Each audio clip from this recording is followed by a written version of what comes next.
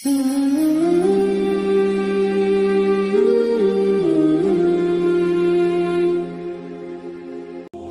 کا صرف یہی بد کرداری کا مرحلہ نہیں تھا، اس کربلا کے صحرا کے اندر یزید نے جس طرح امام حسین رضی اللہ تعالیٰ عنہ کو شہید کیا اور حضرت امام حسین کے خاندان کو شہید کیا، جب مدینہ المنورہ پر یزید نے مسلم بن عقبہ کو مقرر کیا، جس کو بزرگوں نے مصرف بن عقبہ کہا ہے، تو اس کو کہا 3 دن تک مدینے کا حرم تمہارے لیے حلال ہوگا، جو چاہو تم کرنا، اور شامی فوجوں کو اجازت ہوگی۔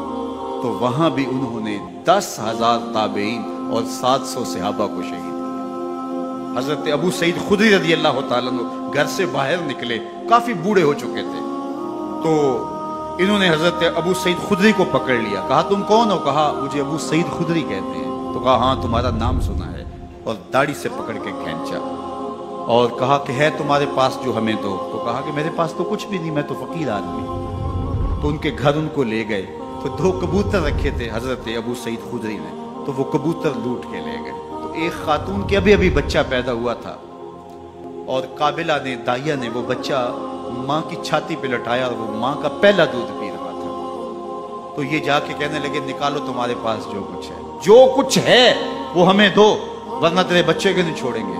تو ماں بچے سے مخاطب ہو کے کہتی ہے، ابھی بچہ پیدا ہوا ہے اور ماں سے پہلا دودھ پی رہا ہے، کہ بیٹے اگر میرے پاس کچھ ہوتا، وہ قیمتی سے قیمتی چیز بھی ہوتی، تیری جان کے لیے قربان کرتی، لیکن اس وقت میرے پاس کچھ ہے نہیں۔ تو ایک شکی آگے بڑھا اور بچے کو ایک ٹانگ سے پکڑ کے کھینچ کے دیوار کے ساتھ پٹک کے مارا، جس سے دماغ کا بھیجا نکل گیا۔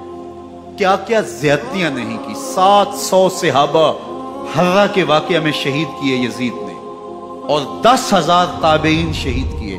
مسجد نبوی میں منبر رسول کے ساتھ گھوڑے باندھے، اور وہ منبر رسول اور مصلی رسول کے قریب لید کرتے رہے۔ 3 دن تک مسجد نبوی کے اندر گھوڑے بندے رہے، اور مدینہ کی حرمت پامال کی۔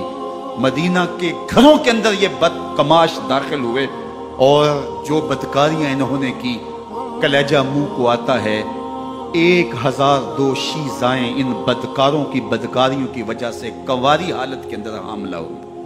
3 دن تک مدینے کا حرم انہوں نے پامال کیا، اور پھر مکہ المکرمہ میں کعبہ اللہ پر گولے برسائے، اور کعبہ کا غلاف جل گیا۔ وہ تو یزید مر گیا، اور حضرت عبداللہ ابن زبیر رضی اللہ تعالیٰ عنہ نے اپنی خلافت کا اعلان کیا۔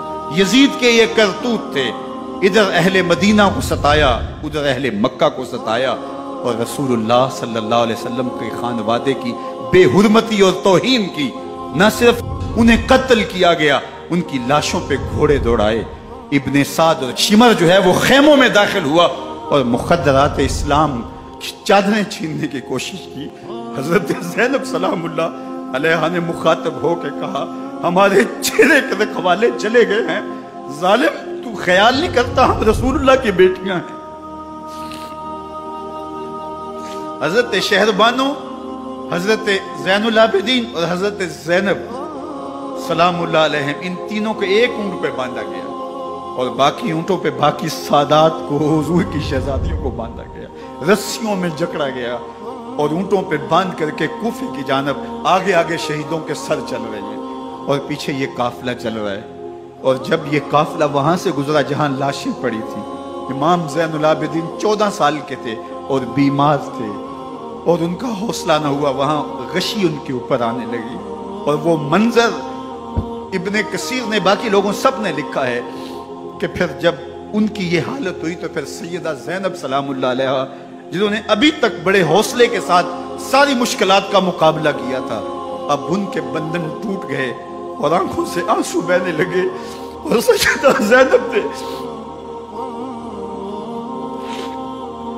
امام حسین رضی اللہ تعالیٰ عنہ کی لاش پہ کھڑے ہو کے، اور وہ روندی ہوئی لاش، ٹوٹی ہوئی ہڈیاں، اور وہ برینا بدن، کٹا ہوا سر نیزے کی نوک پہ، اور لاش یہ پڑی ہے، تو حضرت سیدہ زینب نے مدینے کی طرف منہ کر کے جو ہے وہ حضور سے فریاد کی، رسول اللہ، اے پیارے آقا، یا جدہ ہو، اے ہمارے نانا محترم، یہ دیکھیے آپ کا حسین پڑا ہوا ہے۔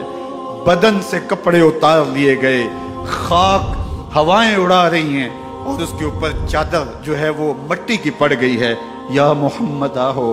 और आगे फरमाया हुजूर आपकी औलाद काट दी गई, और फिर कहा बना तो का सबाया, हुजूर देखिए आपकी बेटियों के हाथ बांध दिए गए हैं, ऊंटों पे कस दिया गया है।